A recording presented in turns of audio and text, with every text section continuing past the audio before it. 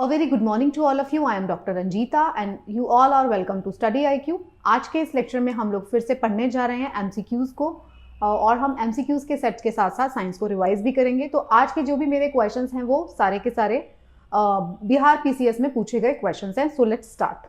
अगर आपका कोई स्पेसिफिक सवाल है तो आप मुझे इस ईमेल एड्रेस पर मेल कर सकते हैं। ये मेरा इंस्टाग्राम लिंक है और ये मेरे टेलीग्राम चैनल का लिंक आपको दिया गया है। इस टेलीग्राम चैनल पर आपको मेरे सभी लेक्चर्स के PDF मिल जाएंगे जिनको आप डाउनलोड कर सकते हैं रिवीजन पर्पस के लिए। अगर आप चाहते हैं क्लास 6 से लेके क्लास 12 साइंस NCERT के लेक्चर्स को देखना तो उन सब के लिंक भी आपको इसी टेलीग्राम चैनल पर प्रोवाइड कर दिए गए हैं।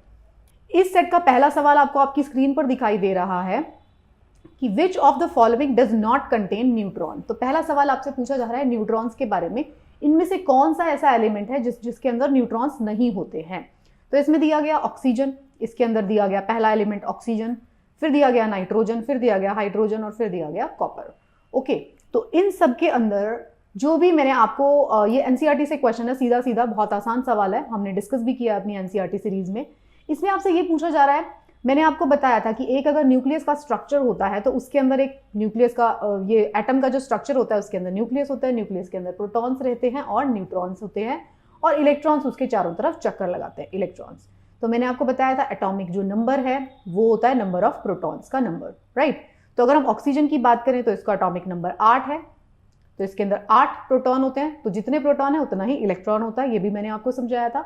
ऐसा इसलिए होता है क्योंकि प्रोटॉन पे पॉजिटिव चार्ज होता है और न्यूट्रॉन पे इलेक्ट्रॉन पे नेगेटिव चार्ज होता है। तो दोनों को न्यूट्रलाइज करने के लिए जनरली जितने प्रोटॉन होंगे उतने ही इलेक्ट्रॉन्स होंगे। नाइट्रोजन का एटॉमिक नंबर है 7, तो इसका मतलब उसके अंदर 7 प्रोटॉन और 7 इलेक्ट्रॉन्स है।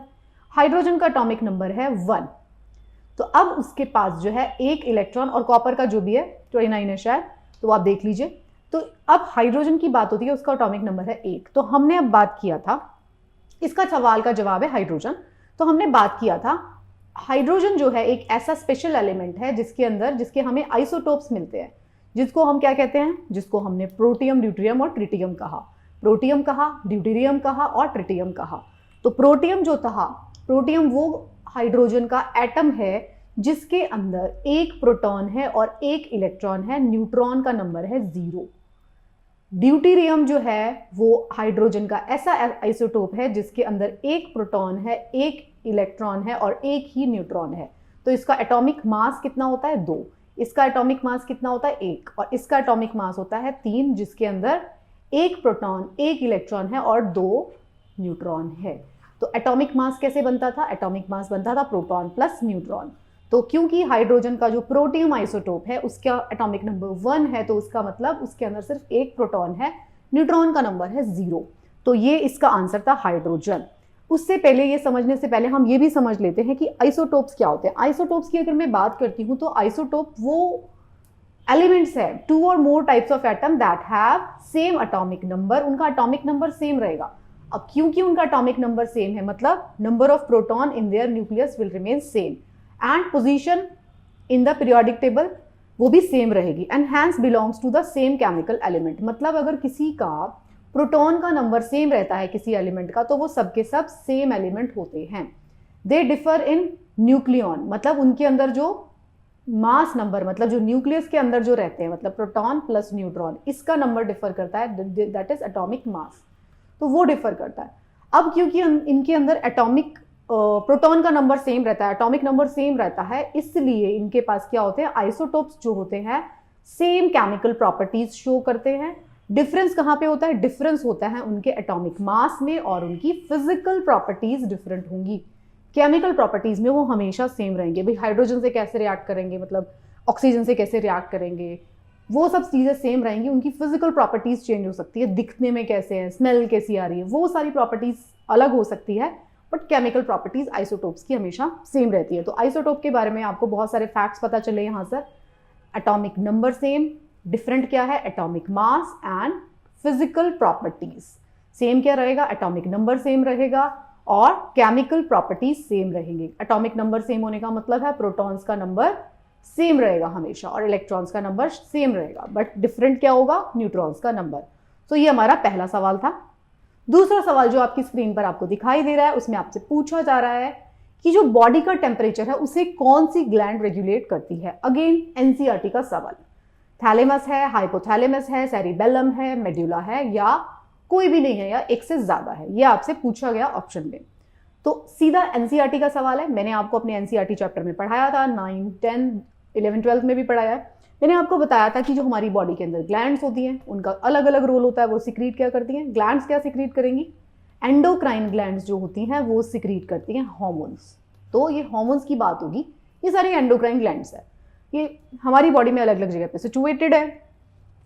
बाय चांस ये चारों की चारों ग्लैंड्स जो दी गई हैं इस क्वेश्चन में, चारों की चारों हमारे ब्रेन में है। तो ये चारों की चारों ब्रेन में हमारे केमिकल रिलीज करती है जिसे हार्मोन कहते हैं। हार्मोन जाके अलग अलग ऑर्गन्स के ऊपर एक्ट करता है। तो अब इसमें से पूछा जा रहा है कौन सा इसके अंदर से बॉडी टेम्परेचर को रेगुलेट करेगा। तो अगर आपने एनसीईआरटी सीरीज देखी है मेरी तो आप झट से समझ जाएंगे, दैट इज हाइपोथैलेमस। मैंने आपको पढ़ाया था, राइट? तो इसका आंसर बी है, हाइपोथैलेमस। इधर आप देखिए इस चार्ट में, आप इसको रिवीजन के लिए बिल्कुल अच्छे से इसको रट लेना। बहुत ही इंपॉर्टेंट चार्ट मैंने आपको दिया है। यहाँ पे दिया गया है हाइपोथैलेमस, एक तो ये भी दिखाया गया है कहाँ प्रेजेंट है। हाइपोथैलेमस है, फिर पीनियल ग्लैंड भी वही है, पिट्यूटरी है, फिर नीचे, ठीक है। ये हाइपोथैलेमस का क्या रोल है? यहाँ से आप देखिए, हाइपोथैलेमस जो है वो हार्मोन बनाती है जो कंट्रोल क्या करते हैं? पिट्यूटरी ग्लैंड को कंट्रोल करते हैं। In addition makes hormone that are stored in pituitary gland, इसको स्टोर करने के लिए काम भी आता है। लेकिन इसका जो रोल होता है वो होता है थर्मो रेगुलेशन भी होता है। एक तो पिट्यूटरी को देती है सारे सिग्नल्स कि भाई तुम अपना काम करो। मैंने हार्मोन चैप्टर में आपको बहुत डिटेल में समझाया था। जिस किसी को भी हार्मोन्स के बारे में कोई भी कंफ्यूजन है वो जाके मेरा हार्मोन चैप्टर क्लास 9, 10 में से जरूर देख ले, राइट? तो ये अलग अलग तरीके की ग्लैंड्स दी गई हैं, उनका छोटा छोटा रोल बताया गया है कि वो क्या क्या काम कर रही हैं, किस तरीके से वो हार्मोन्स को सिक्रीट करती है, राइट? तो हाइपोथैलेमस जो है वो बॉडी टेम्परेचर को रेगुलेट करने के लिए भी काम आता है, राइट? नेक्स्ट सवाल जो है आपके स्क्रीन पर आपको दिखाई दे रहा है, उसमें पूछा जा रहा है कि ग्रीन हाउस गैसेस कौन कौन सी है, इसमें से कोई एक है या एक से ज्यादा है, ये आपसे पूछा जा रहा है। तो देखो इस तरीके के सवालों में ना सिर्फ carbon dioxide, methane, nitrous oxide, ozone, ये सब दिया गया है। तो इसका जो जवाब है, पहले आपको ये तो पता होना चाहिए ग्रीन हाउस गैसेस क्या होती है, तब आपको पता चलेगा एक से ज्यादा भी हो सकती है। तो इसमें क्या होता है, कई बार बच्चे क्या करते हैं, आप जल्दीबाजी में सबसे पहला ऑप्शन देखा आपने, उसको टिक कर दिया। ऐसा मत करिए, आपको पहले देखना है नीचे क्या लिखा हुआ है। नन ऑफ द अबव और more than one of the above भी है ऑप्शन में, तो इसका जवाब है more than one of the above. Okay, तो इसका जवाब क्यों ऐसा है? क्योंकि ग्रीन हाउस गैसेस के बारे में हम देख लेते हैं। ग्रीन हाउस गैसेस की अगर मैं बात करती हूँ तो उसमें सबसे बड़ा रोल आता है कार्बन डाइऑक्साइड का, फिर आता है मीथेन का, फिर आता है नाइट्रस ऑक्साइड का, और फिर कुछ फ्लोरिनेटेड गैसेस भी उसके अंदर इंक्लूड होती है। मैंने जब आपको ये चैप्टर को, मैंने इस टॉपिक को specially green house gas effect को, ग्रीन हाउस गैसेस क्या होती है, मैंने मल्टीपल टाइम्स आपको पढ़ाया है अलग अलग क्लासेस में। कभी क्लास 7 में, कभी 9 में, कभी 12 में, मतलब अलग अलग क्लासेस में मैंने ये चैप्टर बहुत इलेबोरेटली कवर किया है दिस टॉपिक। तो ग्रीन हाउस गैसेस कोई एक गैस नहीं होती है, तो वो कॉम्बिनेशन है। CO2 भी ग्रीन हाउस इफेक्ट कॉज करती है, मीथेन भी ग्रीन हाउस इफेक्ट कॉज करती है, नाइट्रस ऑक्साइड भी green house gas effect cause करती है, और फ्लोरिनेटेड का जो गैसेज है, CFCs जो आती है जिसके अंदर, वो सब भी ग्रीन हाउस गैसेज है।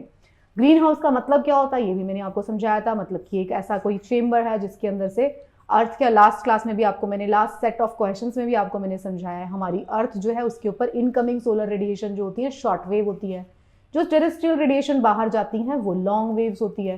तो जो लॉन्ग वेव्स होती है ना, ये जो केमिकल्स है सारे, ये जो लॉन्ग वेव टेरेस्ट्रियल रेडिएशन है उसको बाहर नहीं जाने देते। ये सारे के सारे गैसेस जिसमें आता है carbon dioxide, methane, nitrous oxide, mainly ये सारे के सारे उसको ट्रैप कर लेते हैं। किसको? टेरेस्ट्रियल रेडिएशंस को, जो हमारी अर्थ वापस से रेडिएट करती है, उनकी लॉन्ग वेव लेंथ होती है। तो लॉन्ग वेव लेंथ होने से उसको ट्रैप कर लेती है। ट्रैप होने की वजह से हमारा एनवायरनमेंट गर्म रहता है, इसीलिए हमारा एनवायरनमेंट गर्म रहता है। बट क्योंकि इनका इफेक्ट बहुत ज्यादा बढ़ता जा रहा है, कॉन्सेंट्रेशन बहुत बढ़ गया है, तो हमारा एनवायरनमेंट जो है बहुत ज्यादा गर्म होने शुरू हो गया। तब हमने बात किया ग्रीन हाउस गैसेस के बारे में। सो आई होप आपको क्लियर हुआ होगा।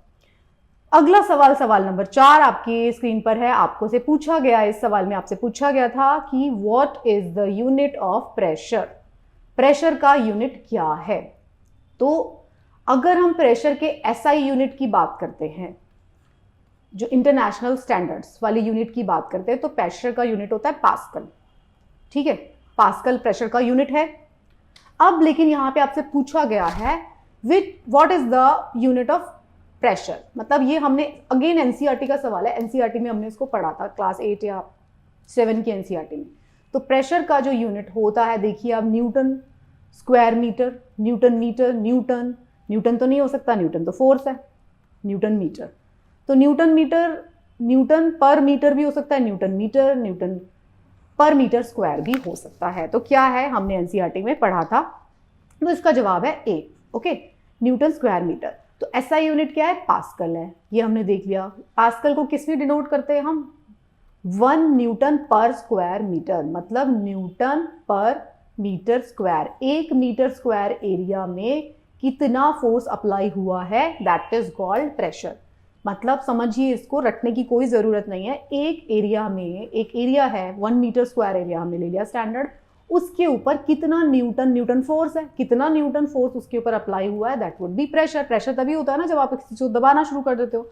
तो प्रेशर क्या है, न्यूटन पर मीटर स्क्वायर, राइट। तो ये इसकी यूनिट है, न्यूटन पर मीटर स्क्वायर। दूसरी तरीके से हम इसको केजी पर मीटर पर स्क्वायर मीटर, इस तरीके से भी देख सकते हैं। केजी पर मीटर क्या है, फिर न्यूटन जो होता है, फोर्स कितनी होती है, केजी पर मीटर जितना लग रही है। ओके, तो इसमें भी हम इसको देख सकते हैं। सबसे पहले जो था दिस नेम यूनिट जो थी, ये ऐड कब की गई थी, 1971 में यूज कर गई थी। Before that pressure in SI was express simply in newton पर स्क्वायर मीटर। उससे पहले न्यूटन पर स्क्वायर मीटर कहा जाता था, बाद में पास्कल ऐड किया गया था। ठीक है, NCERT question again.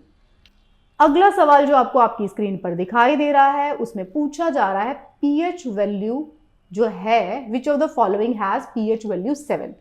7 pH value किस किस की इसमें से हो सकती है, ये आपसे पूछा गया।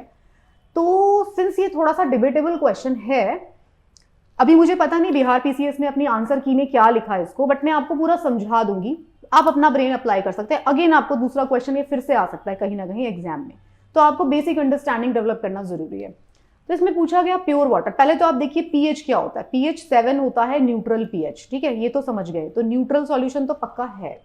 अब बात की जा रही है प्योर वाटर। अब प्योर वाटर है, इसके अंदर थोड़ा सा डिबेट है, क्योंकि कुछ कंट्रीज कहती हैं कि भाई प्योर वाटर जो है हम उसको 6.5 से लेके 8.5 तक की रेंज को हम प्योर वाटर मान लेंगे, जिसका पीएच 6.5 से 8.5 तक रेंज तक जाता है, उसको हम प्योर वाटर मानेंगे और वो पीने के लिए योग्य माना जाएगा। बहुत सारी कंट्रीज के अलग अलग स्टैंडर्ड्स हैं, तो ये इसकी वजह से डिबेटेबल हो जाता है। अगर तो हम सिर्फ न्यूट्रल सॉल्यूशन लें तो इसका जवाब बी हो जाएगा, लेकिन अगर हम इस दोनों को कंसिडर करें तो इसका जवाब ई हो जाएगा। ये आपको खुद से सोचना है, मैं आपको अंडरस्टैंडिंग के लिए चैप्टर्स पढ़ाती हूँ और एमसीक्यूज हम रिवाइज करते हैं। तो अब आप देखिए इस चार्ट से देख सकते हैं, मेरी तरफ से इसका आंसर ई है, क्योंकि मैं मानती हूँ जो प्योरेस्ट फॉर्म ऑफ वाटर होगा उसका पीएच 7 होना चाहिए according to me. Okay, but this is again debatable.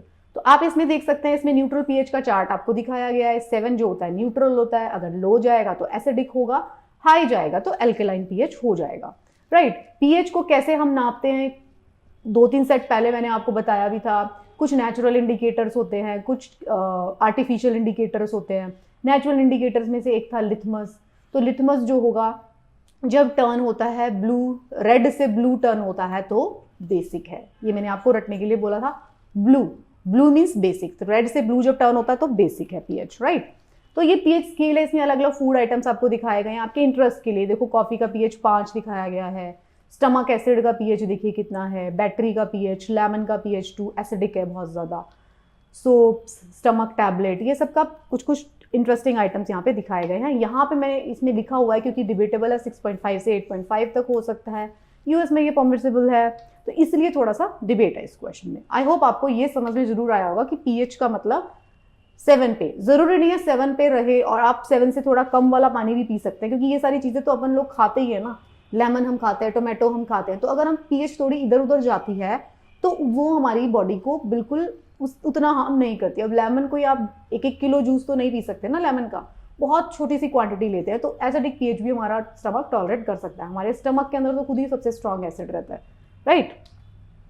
अगला सवाल जो आपको स्क्रीन पे दिखाई दे रहा है, उसमें आपसे पूछा जा रहा है किसने जो है डीएनए डिस्कवर किया। अगेन एनसीईआरटी क्वेश्चन, हमने एनसीईआरटी में पढ़ा इस क्वेश्चन को, और आप ये देखिए जब हम एनसीईआरटी पढ़ रहे थे तब मैंने आपको बताया भी था। तो कौन है साइंटिस्ट जिन्होंने डीएनए को डिस्कवर किया, तो अकॉर्डिंग टू एनसीईआरटी जो है वो James Watson and Francis Crick है। ये एज पर एनसीईआरटी है अगेन, बट अगर आप रिसर्च करेंगे, देखिए एक चीज आप बहुत ध्यान से समझिए, because you all are mature people जो आप मेरी टेस्ट सीरीज को देख रहे हो। एक चीज आप समझिए, एनसीईआरटी में लिखा गया James Watson and Francis Crick, but अगर आप इसको गूगल करेंगे ना तो you will get to know, आपको कुछ ऐसे नाम दिखाई देंगे जो कि आपको बताएंगे कि भाई पहले उन्होंने डिस्कवर कर दिया था बट इन्होंने अपना उसको प्रॉपर तरीके से डॉक्यूमेंट करा दिया, तो इनका नाम आता है दो लोगों का। तो ऐसी बहुत सारी डिस्कवरीज जो हैं, ऐसे बहुत सारी चीज़ें उसके अंदर डिबेट हमेशा रहते हैं। हमारे जीआई टैग्स में हमेशा डिबेट रहते हैं, कॉपीराइट इश्यूज पे, पेटेंट्स पे हमेशा डिबेट्स होते हैं। तो ये उस तरीके का सवाल है। बट अगर हमसे पूछा जा रहा है एग्जाम पॉइंट ऑफ व्यू से, तो हम किसको फॉलो करेंगे? हम एनसीईआरटी को फॉलो करेंगे। जो एनसीईआरटी में दिया गया, हमारी स्टैंडर्ड बुक्स हमें पढ़ा रही हैं, हम उसको टिक करेंगे करेक्ट। तो इसका जवाब जो है हमारी स्टैंडर्ड एनसीईआरटी बुक्स के according James Watson and Francis Crick है। बट अगर आप इंटरनेशनली देखेंगे तो थोड़ा सा डिबेट आपको जरूर मिल जाएगा, उसके बीच में हम नहीं जाएंगे। बट हाँ, मैंने आपको थॉट दे दिया। आप खुद देखिए, कॉपीराइट इश्यूज, पेटेंट इश्यूज जो होते हैं, इनके ऊपर हमेशा थोड़ी प्रॉब्लम चलती है। बंगाल बोलता है कि रसगुल्ला हमारा है, ठीक है, ये सब चलता रहता है, आपने देखा होगा, पढ़ा होगा, राइट। नेक्स्ट सवाल है सवाल नंबर 7। इसमें आपसे पूछा गया है, इलेक्ट्रिक मोटर की बात पूछी गई है। इलेक्ट्रिक मोटर के बारे में पूछा गया आपसे कि क्या करता है।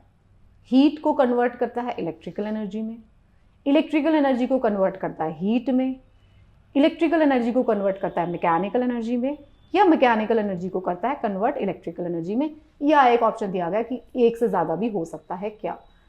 अगेन मैं फिर से कहूँगी, एनसीईआरटी का सवाल, जब हमने एनसीईआरटी पढ़ा था तब हमने ये बात बोली थी, इलेक्ट्रिकल मोटर कैसे काम कर रहा है।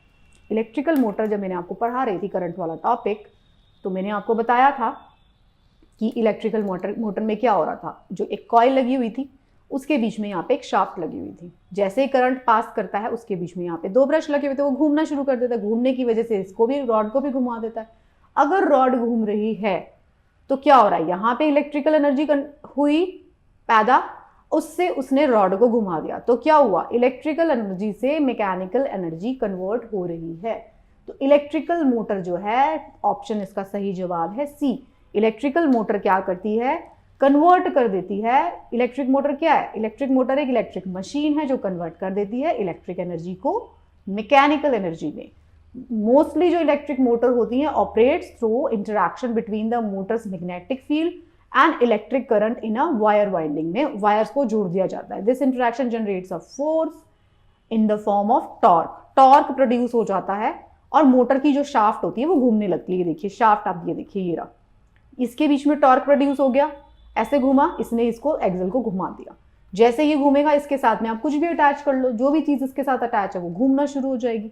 फिर जो घूमना शुरू हो जाएगी तो वो डायनेमो को घुमा देगी, और क्या होगा, इलेक्ट्रिसिटी। मतलब इलेक्ट्रिक मोटर से हम पानी निकालते हैं ना, इलेक्ट्रिसिटी प्रोड्यूस नहीं कर रहे हैं, सॉरी, इलेक्ट्रिक मोटर से हम कुछ काम ले रहे हैं, पानी निकाल रहे हैं ट्यूबवेल में चला के, है ना, वो सब कर रहे हैं, तो ये घुमा देगा। इलेक्ट्रिकल एनर्जी को इसने क्या किया, मैकेनिकल एनर्जी में कन्वर्ट किया। So this was a simple question. NCERT question कहाँ पे पावर देने के लिए, इलेक्ट्रिक मोटर पावर होती है डायरेक्ट करंट से भी, सोर्स उसका डायरेक्ट करंट भी हो सकता है, बैटरीज और रेक्टिफायर्स हो सकते हैं, और बाय अल्टरनेटिंग करंट से एसी और डीसी दोनों इसके सोर्स हो सकते हैं, राइट। तो ये काम करती है। सिंपल सवाल, एनसीईआरटी क्वेश्चन। फिर आता है आपके सामने सवाल नंबर 8। इसमें पूछा गया है power house of the cell. बहुत आसान सवाल, अगेन एनसीईआरटी का सवाल। आपसे ये पूछा जा रहा है कौन सी ऑर्गेनेलीज, अलग अलग चीजें दी हुई हैं इसमें, सेल वॉल दी हुई है, माइटोकॉन्ड्रिया दिया हुआ है, राइबोसोम्स दिए हुए हैं, न्यूक्लियस दिया हुआ है, या इससे ज्यादा, है ना, ये पूछा गया है। तो ये सीधा सीधा एनसीईआरटी का सवाल। जब भी हम एनसीईआरटी में सेल के स्ट्रक्चर को पढ़ते हैं तो हम बार बार एक ही लाइन रिपीट करते हैं, power house of the cell is mitochondria. तो ये तो सीधा सीधा सवाल है, माइटोकॉन्ड्रिया उसका पावर हाउस है, एनसीईआरटी से सीधा सवाल लिया गया। बट अब आप ये देखिए कि बाकी के ऑर्गेनेलीज हमारे बॉडी के अंदर क्या क्या फंक्शन करते हैं। तो ये देखिए, ये सेल का स्ट्रक्चर है, इसके अंदर ये न्यूक्लियस है, इसके अंदर न्यूक्लियोलस है, ये गोल्गी अपरेटस है, ये वैक्यूल है, ये माइटोकॉन्ड्रियाज हैं, ये इसकी सेल मेम्ब्रेन है। अगर ये एनिमल सेल है तो इसके पास सिर्फ सेल मेम्ब्रेन होगी, अगर ये प्लांट सेल होती तो सेल वॉल इसका एडिशनल फीचर होती, ठीक है। ये माइक्रोट्यूब्यूल्स हैं, सेंट्रियोल होगा एक जगह पे, राइबोसोम्स हैं यहाँ पे, ये सब आप रीड कर सकते हैं। अब इनका जो फंक्शन है, ये वाला चार्ट बहुत इंपॉर्टेंट चार्ट है, आप इसको जरूर पढ़ लेना, ठीक है। इसमें आपको बताया गया है न्यूक्लियस अगर है तो उसका फंक्शन क्या होगा, उसके अंदर जेनेटिक मटेरियल होता है, आरएनए डीएनए जो भी रहेगा, जो भी जिस तरीके की वो सेल है। राइबोसोम्स क्या करते हैं, प्रोटीन सिंथेसिस में काम करते हैं। इनके जो की फीचर्स है ना वो बस आपको रटने हैं। राइबोसोम्स का काम क्या है, वो प्रोटीन सिंथेसिस में काम करेंगे। गोल्गी अपरेटस का क्या काम होता है, वो पैकेज करते हैं, प्रोटीन को स्टोर करते हैं for membrane bound vesicles. Endoplasmic reticulum क्या करता है, फिर से ये सिंथेसाइज करता है सेलुलर मटेरियल, इसकी स्मूथ एंडोप्लाज्मिक और रफ एंडोप्लाज्मिक रेटिकुलम हो सकता है। रफ का मतलब है उसके ऊपर राइबोसोम है, फिर अल्टीमेटली हेल्प कर रहा है प्रोटीन सिंथेसिस में। न्यूक्लियोलस क्या कर रहा है, वो आरएनए सिंथेसिस में काम कर रहा है। माइटोकॉन्ड्रिया क्या कर रहा है, पावर हाउस है सेल का। वैक्यूल्स क्या कर रहे हैं, एम्प्टी बैग्स हैं सेल के अंदर, अगर प्लांट सेल में होते तो फूड स्टोर कर रहे थे। वेसिकल्स क्या है, packages of cell membrane that contain material for transport. Vesicles, छोटी छोटी वेसिकल्स। साइटोस्केलेटन है। फ्लैजेला क्या करता है, सेल वॉल, अगर प्लांट्स के अंदर है तो सेलुलोज स्ट्रक्चर है जो सपोर्ट करती है। क्लोरोप्लास्ट, ये सिर्फ प्लांट सेल में होता है, जो ग्रीन कलर से अलग से दिखाए गए हैं ये सिर्फ और सिर्फ प्लांट सेल में है। Cell wall, chloroplast and central vacuole, बड़ा वाला सेंट्रल वैक्यूल लार्ज, वो सिर्फ प्लांट्स में होता है। एनिमल सेल्स में क्या होता है, छोटे छोटे वेसिकल्स होते हैं, बस छोटे वैक्यूल्स होते हैं। लाइजोसोम्स एंड सेंट्रोसोम कहाँ पे होते हैं, सिर्फ और सिर्फ एनिमल सेल में, लाइजोसोम्स एंड सेंट्रोसोम। तो लाइजोसोम क्या करेगा, ये जो होता है सुसाइडल बैग्स भी कहते हैं हम लाइजोसोम्स को, क्योंकि लाइजोसोम्स क्या करते हैं, उसको जब सेल खराब हो जाते हैं तो उसके डिके में काम आते हैं। सेंट्रोसोम्स क्या होते हैं, ऑर्गेनेलीज कंटेनिंग सेंट्रियोल्स, जब डिवीजन हो रहा होता है सेल डिवीजन तब वो फंक्शन उसका स्टार्ट होता है, राइट। तो ये भी आप पढ़ लीजिए चार्ट को, very very important chart. Okay, सवाल नंबर 9 आपके सामने आपको दिखाई दे रहा है, इसमें पूछा जा रहा है आपसे AIDS is caused by. AIDS क्या है, जिसको आप बोलते थे एक्वायर्ड इम्यूनो डेफिशिएंसी सिंड्रोम, मतलब एक्वायर किया आपने, पहले से नहीं था आपकी बॉडी में, इम्यूनो डेफिशिएंसी, इम्यून सिस्टम आपका डेफिशिएंसी में चला गया, एक्वायर्ड इम्यूनो डेफिशिएंसी सिंड्रोम, ऐसा सिंड्रोम जो कि आपके पास पहले नहीं था, आपने उसे एक्वायर किया, उससे क्या हो गया, इम्यूनो डेफिशिएंसी हो गई, उसे कहते हैं एड्स। ठीक है, हम जानते हैं HIV के नाम से भी इसको हम जानते हैं। तो क्या है ये, ह्यूमन इम्यूनो डेफिशिएंसी वायरस। तो ये क्या है, वायरल डिजीज है।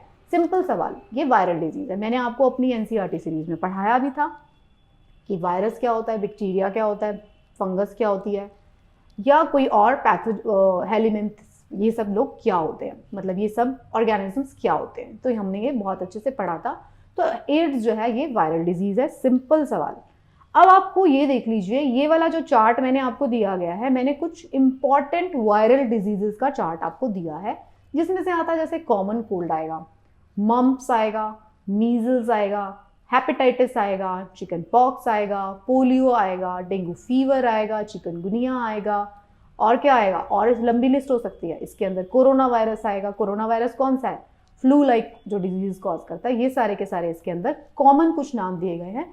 वायरल डिजीज एंडलेस हो सकती हैं, तरह तरह के वायरस हो सकते हैं, बट ये कुछ कॉमन डिजीजेज हैं जो ह्यूमन बींग्स को हो रही है। सिर्फ अभी हमने ह्यूमन बींग्स वाली डिजीज को लिया है, ऐसी बहुत सारी डिजीज है जो, जैसे बर्ड फ्लू, जो हमारे एनिमल्स को, बर्ड्स को हो जाती है, जिससे हम लोग भी अफेक्ट हो सकते हैं, तो उनको मैंने इंक्लूड नहीं किया। This chart includes only the viral disease which are caused in human.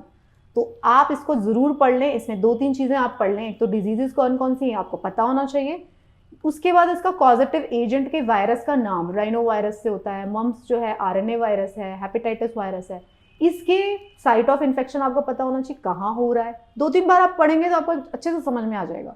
देखिए एक चीज और समझ लीजिए, जो जितनी भी वायरल डिजीजेज होती हैं mostly not all of them contagious होती है। ठीक है, तो ये सारा आप पढ़ लीजिए, क्या क्या डैमेज हो रहा है ये भी आपको पढ़ना है, क्योंकि viral diseases, bacterial diseases, disease topic जो है एग्जामिनर्स का बहुत फेवरेट टॉपिक होता है। घुमा फिरा के एक आधा क्वेश्चन, 2 क्वेश्चन जरूर डालेंगे हर एक एग्जाम में, मैं देखती हूँ। ठीक है, अब आप देखिए आखिरी सवाल इस सेट का, which instrument is used to measure humidity. Humidity के बारे में आपसे सवाल पूछा जा रहा है, कौन सा इसमें से इंस्ट्रूमेंट है, हाइड्रोमीटर है, हाइग्रोमीटर है, पायरोमीटर है, या लैक्टोमीटर है, इसमें से कौन सा है, या एक से ज्यादा है। तो कौन सा ऐसा एलिमेंट है, कौन सा ऐसा इंस्ट्रूमेंट है जो ह्यूमिडिटी को मेजर करता है। तो साइंस NCERT अगेन हमने पढ़ा था, कौन सा इसमें से है। साइंस NCERT से भी ज्यादा ये आपकी थोड़ी सी जनरल नॉलेज को चेक कर रहा है, थोड़ी सी आपकी कॉमन सेंस को भी चेक कर रहा है, क्योंकि हाइड्रोमीटर और हाइग्रोमीटर में आपको कंफ्यूजन आ रहा होगा यहाँ पर, हाइग्रोमीटर पायरोमीटर में भी हो रहा होगा कुछ लोगों को कंफ्यूजन, बट ये 2 में आपको सबसे ज्यादा कंफ्यूजन होना है। तो पहले तो आपको ये देख लीजिए इसका सवाल का सही जवाब क्या है। इसका सवाल का सही जवाब है हाइग्रोमीटर, ठीक है, बी हाइग्रोमीटर। हाइग्रोमीटर जो है वो ह्यूमिडिटी मेजर करता है, hygro, this one, hygrometer measures humidity. ये हम समझ गए, जहां पे भी लगा देंगे हाइग्रोमीटर वो ह्यूमिडिटी मेजर करना शुरू कर देगा। बट हाइड्रोमीटर क्या करता है? हाइड्रोमीटर जो है, हाइड्रोमीटर क्या करता है? स्पेसिफिक ग्रेविटी जो है उसको डिटरमाइन करता है। किसी जहाँ पे भी स्पेसिफिक ग्रेविटी किसी चीज़ की हमें चेक करनी है उसको डिटरमाइन करने के लिए हाइड्रोमीटर का यूज़ करते हैं। पायरोमीटर क्या करता है? पायरोमीटर है एक रिमोट सेंसिंग थर्मोमीटर है। ये एक थर्मोमीटर है जिसको हम किसी भी रिमोट सेंसिंग दूर की बॉडी के ऊपर डाल देते हैं, वो हमारे पास में नहीं है, बहुत दूर है वो बॉडी, उसकी तरफ हम इसको पॉइंट करते हैं और जैसे ही हम इसको गन की तरह दिखता है ये, ठीक है। अब तो आपको सबको पता है कि किस तरीके के दिखते हैं इस तरीके के मीटर, क्योंकि कोरोना के बाद आपको बहुत सारे मॉल्स में, रेस्टोरेंट्स में, आपके ऑफिसेज में आपको मिलेंगे। ये पायरोमीटर नहीं होते, वो नॉर्मल थर्मोमीटर्स हैं। बट उसमें क्या हो रहा है? पायरोमीटर में क्या हो रहा है? पायरोमीटर में रिमोट सेंसिंग थर्मोमीटर है, उसको जिस भी बॉडी को दूर खड़ी है वो उस बॉडी की तरफ हम पॉइंट आउट करेंगे, उसका टेम्परेचर नोट करते हैं। लैक्टोमीटर क्या है? लैक्टोमीटर आप जानते हैं, लैक्टोमीटर एक ग्लास का इंस्ट्रूमेंट होता है जिससे कि हम ये मेजर करते हैं कि हमारे जो हम दूध पी रहे हैं उसके अंदर कितना पानी मिला हुआ है, तो ये हम मेजर करते हैं। और वो मेजर कैसे करता है? वो दूध की स्पेसिफिक ग्रेविटी को ही मेजर करता है ultimately. So this was the question. Again आसान सवाल एनसीईआरटी से था। फिर तो ये जो था हमारे 10 सवालों का सेट था, ये हमारा सेट नंबर 18 है। तो आई होप आपको इसको सॉल्व करके काफी मजा आया होगा और आपको इससे बहुत सारी लर्निंग होगी। जब तक आप मेरी ये 1000 MCQs की सीरीज को कंप्लीट करेंगे, आपको रियलाइज होगा कि आपको ऑलमोस्ट, मतलब 100% क्लेम कोई नहीं कर सकता, बट आप रियलाइज करेंगे कि आपको 95% तक क्वेश्चंस जो है सारे रिवाइज हो चुके हैं और आपको साइंस बहुत अच्छे से समझ आ चुकी है। So thank you so much, पढ़ते रहिए and best of luck for your preparation.